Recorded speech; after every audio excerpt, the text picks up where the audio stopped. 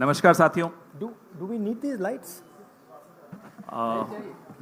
इसको लाइट को ऑफ कर ये सकते लाइट्स हैं? ऑफ करें तो आपके उस पर असर तो नहीं पड़ेगा? असर पड़ेगा। ठीक है ठीक है ठीक है। ओके ओके ओके, इतना विरोध की जरूरत नहीं, मान गए। See, we always listen to the media. धन्यवाद। We don't like to bully you and all that. शुरू करें। हाँ जी। आप सबने देखा, पिछले कुछ हफ्तों से हर पार्टी का आपने प्रचार देखा, नैरेटिव देखा, संवाद देखा। महाविकास आघाड़ी और कांग्रेस पार्टी का हमेशा एक विश्वास रहा है कि सकारात्मक कैंपेन होना चाहिए, लोगों के मुद्दे जरूर किसी भी कैंपेन और किसी भी प्रचार में आने चाहिए। अब मैं तुलना नहीं करूंगा, आप खुद तुलना कर रहे हैं, रोज देख रहे हैं कि कैसे किसका प्रचार है। राहुल गांधी जी ने, मल्लिकार्जुन खड़गे साहब ने, हमारी पूरी पार्टी ने हमेशा ये प्रयास किया है कि मुद्दों पर आधारित प्रचार हो और मुद्दों पर आधारित ही सरकारें चलें, मुद्दों पर आधारित ही राजनीति हो। मैं ज़्यादा समय नहीं लूँगा, मैं राहुल गांधी जी से आग्रह करूँगा कि वो इस प्रेस वार्ता को शुरू करें। नमस्कार। I'd like to welcome all of you here. Maharashtra का जो चुनाव है विचारधारा का चुनाव है और 1-2 अरबपति और गरीबों के बीच में चुनाव है। अरबपति चाहते हैं कि मुंबई की जमीन उनके हाथ चले जाए। एस्टिमेट है 1 लाख करोड़ का एस्टिमेट है। 1 अरबपति को 1 लाख करोड़ रुपए देने की बात है। ये बैकग्राउंड मैं आपको दे रहा हूं। हमारी सोच है कि महाराष्ट्र के किसानों को, गरीबों को, बेरोजगार युवाओं को मदद की जरूरत है। रोजगार, महंगाई मेन इश्यूज हैं और हमने क्लियरली बोला है, हर भाषण में मैं बोलता हूं कि हमारी फोकस महिलाओं की मदद करने का है। 3,000 रुपये हर महिला के बैंक अकाउंट में हम डालेंगे। फ्री बस ट्रैवल होगा महिलाओं के लिए। किसानों के लिए 3 लाख रुपए तक का कर्जा माफ होगा। सोयाबीन के 7,000 रुपये प्रति क्विंटल। प्याज के किसानों के लिए fair price committee. Fair MSP कपास के किसानों के लिए। कास्ट सेंसस जो हम तेलंगाना में, कर्नाटक में करवा रहे हैं, वो हम महाराष्ट्र में करवाएंगे। हम जानना चाहते हैं और महाराष्ट्र की जनता को बताना चाहते हैं कि किसकी कितनी यहाँ पे भागीदारी है, कितना पार्टिसिपेशन है, किसकी कितनी आबादी है। हम चाहते थे कि दिल्ली सरकार इसको करे। पार्लियामेंट हाउस में मैंने साफ बोला है, नरेंद्र मोदी जी के सामने बोला है कि हम कास्ट सेंसस करवाएंगे। ये देश के सामने सबसे बड़ा मुद्दा है। तकरीबन 50%, एस्टिमेट है 50% पिछड़ा वर्ग है, उनकी कहीं पार्टिसिपेशन नहीं है, सरकार में नहीं है, कॉर्पोरेट इंडिया में नहीं है, मीडिया में नहीं है। 15% दलित हैं, 8% आदिवासी हैं, उनकी भी कोई पार्टिसिपेशन नहीं है। तो कास्ट सेंसस सेंट्रल पिलर है हमारी स्ट्रेटजी का। हमने पार्लियामेंट हाउस में मैंने कहा है 50% रिजर्वेशन की दीवार भी हम तोड़ देंगे। वो भी प्रधानमंत्री करना नहीं चाहते हैं। हेल्थ इंश्योरेंस का हमारा यहाँ एक स्कीम है जो राजस्थान में बहुत सक्सेसफुल था। 25 लाख रुपए का स्वास्थ्य बीमा गरीब लोगों को, किसानों को, मजदूरों को, बेरोजगार युवाओं को ऑपरेशन की ज़रूरत हो, दवाई की ज़रूरत हो, MRI की ज़रूरत हो, जो भी मेडिकल फैसिलिटीज़ की ज़रूरत हो, 25 लाख रुपए तक की फैसिलिटी हमारी सरकार प्रोवाइड करेगी। और फाइनल जो युवा हैं, जो नरेंद्र मोदी जी की पॉलिसीज़ ने, नोटबंदी ने, GST ने जिनको बेरोज़गार किया है, उनके लिए अनएम्प्लॉयमेंट अलाउंस 4,000 रुपये का मंथली और 2.5 लाख जो सरकारी नौकरियां हैं उनको हम कमिट कर रहे हैं कि उनको हम आपके हवाले करेंगे। तो ये हमारा प्रोग्राम है। मेन इशू वही है। एक तरफ अदानी जी खड़े हैं, धारावी पे निशाना है। महाराष्ट्र का जो धन है उस पर निशाना है। मुंबई के नेचर को चेंज करने का लक्ष्य है। और दूसरी तरफ हमारे किसान, मजदूर, युवा जो एस्पायर कर रहे हैं, जो सपना देख रहे हैं, जिनका सपना हर रोज़ महाराष्ट्र की सरकार तोड़ रही है। तो ये लड़ाई है। Thank you. एक एक करके मैं अभी बता रहा हूँ। एक मिनट, बिल्कुल। अभी आपने बड़ा अच्छा व्यवस्थित रखा। इससे पहले आप सवाल शुरू करें, राहुल जी से मैं आग्रह करूंगा कि आपके सामने कुछ और भी कुछ ऐसा दिखाएं। एक सेकंड, वो क्या था? व्हाट वाज द नारा दैट मोदी जी गेव? क्या है? एक है तो सेफ है। हाँ, यस, दैट वाज। ये देखिए, इधर लाइए भैया इसको।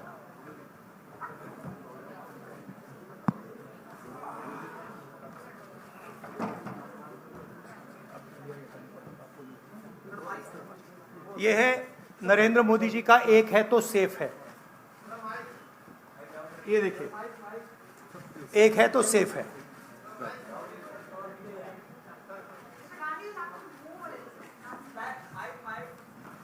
भी ये इसमें एक है तो सेफ है, ये नरेंद्र मोदी जी की महाराष्ट्र सरकार की स्ट्रेटजी है। हम आपको ये दिखाना चाह रहे हैं। मुश्किल खुलता है ये पकड़िए। ये देखिए, एक है तो सेफ है, देख लीजिए। और ये स्ट्रैटेजी का लक्ष्य है। देखिए, एक है तो सेफ है। धारावी का मैप है, ये भी दिखा दीजिए। दूसरा पोस्टर दीजिए। ये एक लाख करोड़ रुपए का धंधा चल रहा है। ये आप देखिए, हमारे प्रधानमंत्री जी और अदानी जी एक साथ खड़े हैं। एक हैं तो सेफ हैं, और ये लक्ष्य है। तो उन्होंने अपना नारा दिया है, हम उनका थोड़ा नारे को आपको समझाना चाहते थे। धन्यवाद राहुल जी। ये अच्छा है। इसको पीछे रखेंगे। अच्छा, वो पोस्टर भी लगा दो साइड पे। पकड़ लो एक इस साइड पकड़ लो बस। हाँ, बताइए भैया। एक सेकेंड। आलोक देशपांडे, इंडियन एक्सप्रेस। राहुल जी, आप हमेशा कहते आए हैं कि महाराष्ट्र के डीएनए में कांग्रेस है। तो जब से ये इलेक्शन का मुद्दा शुरू हुआ, तब जब विकास का मुद्दा था, तो आज वो आगे कटेंगे तो कटेंगे, वोट जिहाद इन मुद्दों पे आके रुक गया है। तो क्या आपको लगता है कि इन सारी स्लोगन्स के वजह से महाराष्ट्र के डीएनए को नहीं, उनका जो स्लोगन, मेन जो स्लोगन है, एक है तो सेफ है, वो मैंने इतनी अच्छी तरह आपको दिखाया है, उसको समझाया है कि एक है तो सेफ है। एक कौन है? एक नरेंद्र मोदी जी हैं, अदानी जी हैं, अमित शाह जी हैं। सेफ है तो कौन सेफ है? अदानी जी सेफ हैं। कष्ट किसको होगा? धारावी की जनता को होगा। नुकसान किसका होगा? धारावी की जनता को होगा। जो हिंदुस्तान की स्मॉल और मीडियम इंडस्ट्रीज हैं, जिसका एक चिन्ह धारावी है, उसको एक व्यक्ति के लिए खत्म किया जा रहा है। तो लड़ाई यही है। नारा उन्होंने दिया, हमने आपको समझा दिया। इस इलेक्शन का नारा मोदी जी ने दिया है, और बिल्कुल सही नारा है। एक है तो सेफ है। सवाल है, सेफ कौन है? सेफ किसका है? एक कौन है? यह सवाल है। दीपक भट्टू से लोकमत। राहुल जी, आज मार्केट में किसानों को सोयाबीन का 4,000 रुपया करीबन रेट मिल रहा है। एमएसपी है 4,830 रुपया। तो आपने कहा है कि हम लोग 7,000 रुपये देंगे अगर सत्ता पे आएंगे तो, और प्लस बोनस। तो 4,000 और 7,000 प्लस बोनस, ये जो डिफरेंस है वो कहाँ से कांग्रेस कॉम्पेंसेट करेगी? ये हमने सारे कैलकुलेशंस कर रखे हैं, हमारा एक्सपीरियंस है। हमने ऐसी ही पॉलिसीज छत्तीसगढ़ में चलाई हैं। तो financially there is no problem, this is easily feasible, we have done all the calculations. Study किया है हमने, अगर आप डिटेल्स चाहते हैं तो हमारी टीम से हम आपको पूरा फाइनेंशियल डिटेल्स, ये जो हमारी कमिटमेंट्स हैं, इसका पूरा फाइनेंशियल डिटेल हम आपको दे देंगे, कोई प्रॉब्लम नहीं है। रंजीत सिंह, ANI। अभी राहुल जी गुड मॉर्निंग। मैं रंजीत, ANI से। आप चूंकि काफ़ी केंद्रित हैं धारावी के मुद्दे को लेकर के, तो मैं सवाल करना चाहूँगा कि 2005 से धारावी में कोई डेवलपमेंट हुआ नहीं है, रीडेवलपमेंट के नाम पे अगर हम बात करें तो अब जो योजना वहाँ चल रही है, आप चूंकि कह रहे हैं कि बिलियनियर को लखपति बनाने की कोशिश है, लाख करोड़ का उनका टारगेट है, तो 2005 से अब तक जो विकास नहीं हुआ है, अब अगर शुरू हुआ है उसमें आपको कमियां नजर आती हैं, और आप सरकार आने पे बदलने की बात भी की है महाविकास आघाड़ी ने। नहीं, विकास नहीं हुआ सवाल नहीं है, रीडेवलपमेंट, हाँ रीडेवलपमेंट, हाँ, तो उसके लिए अगर सरकार आपकी आती तो योजना बंद होगी, तो वो पुनर्विकास और लंबा नहीं किया जाएगा, 3 साल या 5 साल कम से कम लगेंगे, फिर एक बार शुरू होके और लेट। देखिए, हमारी पोजीशन बिल्कुल क्लियर है। ये जो ज़मीन है, जो लोग धारावी में रहते हैं उनकी ज़मीन है, वो उस पे सालों से रह रहे हैं, वहाँ पे वो काम करते हैं, स्मॉल और मीडियम बिजनेसेस का हब है। धारावी को कन्वर्ट करने में दूसरी भी इश्यूज़ हैं। मैंग्रोव्स की जो ज़मीन है वो छीनी जा रही है, यहाँ पे बाढ़ आती है, ज़्यादा आएगी, लोगों को नुकसान होगा, और पूरा का पूरा काम एक व्यक्ति की मदद करने के लिए है। That is our objection. Our objection is that it is unfair, it is being done, the entire political machinery is being twisted to help one person.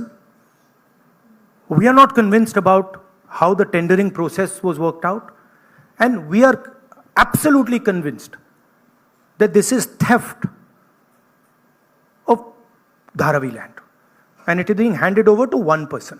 इसी व्यक्ति को देश के एयरपोर्ट्स दिए जा रहे हैं, इसी व्यक्ति को डिफेंस की पूरी मैन्युफैक्चरिंग की इंडस्ट्री दी जा रही है, इसी व्यक्ति को पोर्ट्स दिए जा रहे हैं, इसी व्यक्ति को धारावी दिया जा रहा है, इसी को मुंबई का एयरपोर्ट दिया जा रहा है। और मैंने यहां पे आपको क्लियरली दिखाया है कि पुराना रिश्ता है प्रधानमंत्री का, तो ये अदानी जी अपने आप नहीं कर सकते हैं। Without clear support of the prime minister of India, Dharavi cannot be taken away from the people of India. तो ये हो रहा है यहां पे, और ये चुनाव का मुद्दा है, बैकग्राउंड में है, फोरग्राउंड में है। यही मुद्दा है कि महाराष्ट्र का जो धन है वो महाराष्ट्र की जनता को मिलेगा, महाराष्ट्र के लोगों को मिलेगा, या फिर एक व्यक्ति को मिलेगा। और मैंने यहां प्रोजेक्ट्स के बारे में बोला है, मेरे पास लिस्ट है जो प्रोजेक्ट्स महाराष्ट्र के थे, जो आपसे छीनकर, महाराष्ट्र के युवाओं से छीनकर दूसरे स्टेटों में गए हैं। मैं लिस्ट पढ़ना चाहूंगा, और टोटल इसकी जो वैल्यू है, महाराष्ट्र के युवाओं को मालूम होना चाहिए कि आपकी सरकार क्या कर रही है। वेदांता का फॉक्सकॉन सेमीकंडक्टर प्लांट जो था, 1 लाख युवाओं को महाराष्ट्र में रोजगार मिलता, 1.5 लाख करोड़ रुपए की इंडस्ट्री का प्रोजेक्ट था, यह आपसे छीन लिया गया है। टाटा एयरब्रश प्रोजेक्ट, 6000 युवाओं को हाईली टेक्निकल रोजगार मिलता, 1.8 लाख करोड़ रुपए का प्रोजेक्ट है, यह आपके हाथों से छीन लिया गया है। IPhone manufacturing plant, 75,000 jobs Maharashtra के युवाओं को मिलते, 2 लाख करोड़ रुपए का प्रोजेक्ट था, यह आपके हाथ से छीन लिया गया है। International finances service centre, 2 lakh युवाओं को रोजगार मिलता, 1.63 लाख करोड़ का प्रोजेक्ट है, यह आपके हाथ से छीन लिया गया है। गेल पेट्रोकेमिकल प्रोजेक्ट, 60,000 करोड़ का प्रोजेक्ट है, 20,600 युवाओं को रोजगार मिलता, यह आपसे छीन लिया गया है। बर्ड ड्रग पार्क, 80,000 युवाओं को रोजगार मिलता, 3,000 करोड़ का प्रोजेक्ट है। सेमीकंडक्टर प्लांट्स, 90,000 करोड़ के प्रोजेक्ट्स हैं, 3 लाख युवाओं को रोजगार मिलता। टोटल 5 लाख युवाओं के जो जॉब्स हैं वो आपसे छीने गए हैं। महाराष्ट्र के युवाओं, आप इस बात को समझिए, धारावी की जमीन छीनी जा रही है। मोदी जी सामने बोल रहे हैं, एक हैं तो सेफ हैं, अदानी जी को दी जा रही है। 7 लाख करोड़ रुपए के प्रोजेक्ट्स आपसे छीने गए हैं और 5 लाख युवाओं को रोजगार मिल सकता था, वो आपसे लिया गया है और दूसरे प्रदेशों में गया है। यह रिकॉर्ड है, यह पक्की बात है, यह हवा की बात नहीं है। अनन्या गुप्ता, और पीटीआई। अगर आप इसके डिटेल चाहते हैं तो हम आपको सबको डिटेल्स दे सकते हैं। महाराष्ट्र के युवाओं, आप ये बात समझिए, आपसे आपकी सरकार, महाराष्ट्र की सरकार रोजगार चोरी कर रही है। Sir, if we see the tendering process, it is stated that everyone will get houses in Dharavi who are staying over there. So how do you claim and justify that people will get Everybody homeless? knows how Adani tendering process works. The whole country knows it. Okay, everybody knows how CBI is used, how ED is used, how income tax department is used, how people are pressured. An example is sitting in front of you in Mumbai airport. It's there for everybody to see. Now, it's one thing if the media doesn't want to report it, right? But the fact of the matter is the whole country knows that Mr. Adani is fully supported by the Prime Minister, and anything that Mr. Adani wants, he gets. Sir Deepa इस कदम elections में साकाल, एक second please, अनुशासन please. Deepa कदम साकाल। धारावी का redevelopment policy कैसी होगी, इसका आपके पास counter agenda क्या है? धारावी का रीडेवलपमेंट कैसे होगा, इसका धारावी का डेवलपमेंट जो वहां के स्टेक होल्डर्स हैं उनके इंटरेस्ट को लेकर होगा। आज उनके इंटरेस्ट को परे किया जा रहा है, उनके इंटरेस्ट को निगेट किया जा रहा है और इनके इंटरेस्ट को पूरा सपोर्ट दिया जा रहा है। और सिर्फ धारावी की बात नहीं है, दूसरी जमीन की बात है, मैंग्रोव्स की बात है, मुंबई की फ्लडिंग की बात है। तो ये सिंपल चीज नहीं है कि भाई सिर्फ धारावी जा रहा है, ये बड़ा कॉम्प्लिकेटेड डिसीजन है। और हम चाहते हैं कि जो धारावी के स्टेक होल्डर्स हैं और मुंबई की जनता का इसका फायदा हो। तो जो भी होगा स्टेक होल्डर्स से पूछकर, स्टेक होल्डर्स के पार्टिसिपेशन के साथ होगा। एक व्यक्ति के लिए सारे रूल्स तोड़कर नहीं होगा। राजू सोनवने, एबीपी माझा।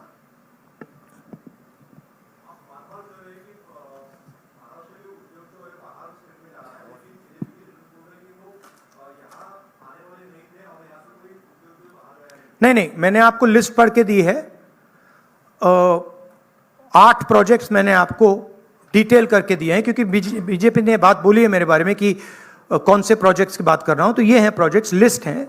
इन प्रोजेक्ट्स को आप देख लीजिए, आप स्टडी कर लीजिए। ये सारे के सारे महाराष्ट्र में आने थे, ये सारे के सारे गुजरात गए हैं, ये फैक्ट है। लास्ट और ये हर महाराष्ट्र के युवा को मालूम होना चाहिए कि आपकी जमीन अदानी जी को दी जा रही है, आपका फ्यूचर अदानी जी को दिया जा रहा है।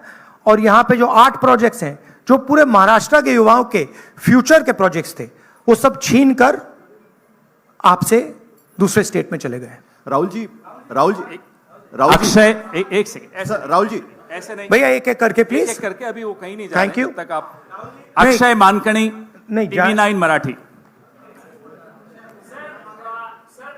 राज्य के विधानसभा इलेक्शन चालू है, बट देवेंद्र फडणवीस बोल रहे हैं कि ये धर्मयुद्ध अभी खेलना पड़ेगा, क्योंकि संजय तोमानी जो मुस्लिम पर्सन लॉ बोर्ड के प्रवक्ता है, उनकी एक ऑडियो क्लिप देखिए बीजेपी को डिस्ट्रैक्ट करने की आदत है। मैंने आपसे कहा कि मेन मुद्दा रोजगार का है, उसके बाद मैंने आपको ये 8 प्रोजेक्ट्स की लिस्ट दी, राइट, जो डिटेल कर रहे हैं कि 7 लाख करोड़ के प्रोजेक्ट्स यहां से गए और 5 लाख युवाओं को जो रोजगार मिलना था वो महाराष्ट्र की सरकार ने यहां से भेज दिए। धारावी की जमीन की बात की, 1 लाख करोड़ रुपए की वैल्यू है, महाराष्ट्र की है, मुंबई की है, मुंबई के लोगों की है, वो आपके सामने छीनी जा रही है। जो स्टेक होल्डर्स हैं उनको परे किया जा रहा है, ठीक है। किसानों को सही दाम नहीं मिलता है, बेरोजगारी बढ़ती जा रही है, महंगाई है। अब बीजेपी इन सवालों के जवाब कैसे दे? वो दे ही नहीं सकती है, तो डिस्ट्रैक्ट तो करना ही पड़ेगा, कुछ ना कुछ तो करना पड़ेगा, मगर डिस्ट्रैक्शन होगा नहीं। लास्ट क्वेश्चन साहिल जोशी। राहुल जी यहाँ पर है, राहुल जी यहाँ पर है, भैया last question please. Rahul ji यहाँ पर है, किसको दे रहे हैं? साहिल यहाँ पर, सर यहाँ पर सर, कल जो महाविकास आघाड़ी की रैली हुई थी वहां पर उद्धव ठाकरे ने कहा कि अगर उनकी सरकार आएगी तो सबसे पहला काम वो ये करेंगे कि अडानी का टेंडर रद्द करेंगे। क्या आपको लगता है कि आप और शिवसेना यूबीटी इस बात पर ज्यादा पॉलिटिकली अलाइंड है, आइडियोलॉजिकली आप ज्यादा अलाइंड है? कल आपके ट्वीट का भी उन्होंने जिक्र किया था जो आपने बाला साहब ठाकरे के इस पर किया था, तो आपको लगता है कि आप दोनों ज्यादा अलाइंड है इस चीज नहीं, पर? देखिए सिंपल सी बात है, हमारी जो सरकार आएगी वो महाराष्ट्र के लोगों की इंटरेस्ट को प्रोटेक्ट करेगी। जो धारावी में हो रहा है वो महाराष्ट्र की जनता के इंटरेस्ट के खिलाफ है, वो धारावी के जो रेजिडेंट्स हैं उनके इंटरेस्ट के खिलाफ है, वो मुंबई के जो रेजिडेंट्स हैं उनके इंटरेस्ट के खिलाफ है। हम महाराष्ट्र के, मुंबई के और धारावी के जो रेजिडेंट्स हैं उनके इंटरेस्ट को प्रोटेक्ट करेंगे, इसीलिए हम एक साथ खड़े हैं। और जो उद्धव जी ने कहा है वो सही है और उसका मैं सपोर्ट करता हूं। धन्यवाद राहुल जी, आप सबको बहुत बहुत धन्यवाद। फिर आएंगे, बहुत जल्दी आएंगे, 23 तारीख के बाद फिर आएंगे। धन्यवाद, थैंक यू। सुनिए भैया एक सेकंड मुझे बोलने दीजिए, मुझे बोलने दीजिए प्लीज। एक सेकंड मुझे बोलने दीजिए। एक सेकंड। सो थैंक यू, आप सबका बहुत बहुत धन्यवाद। आगे भी जाना है, देखिए मुझे झारखंड जाना है। भैया आप प्लीज बैठ जाइए, मैं बात कर रहा हूं, आप बैठ जाइए 2 मिनट, डिस्टर्ब मत कीजिए। हाँ, तो आप सबका मैं धन्यवाद करता हूं। मुझे झारखंड में भी ऐसा ही प्रेस कॉन्फ्रेंस करना है और टाइमिंग की थोड़ी इशू है, तो मैं आप सबका धन्यवाद करता हूं। और इन चीज़ों के बारे में आपके और सवाल हों तो हमारी टीम यहाँ है, जो भी आपके सवाल होंगे वो डिटेल आपको दे देंगे। थैंक यू वेरी मच, नमस्कार।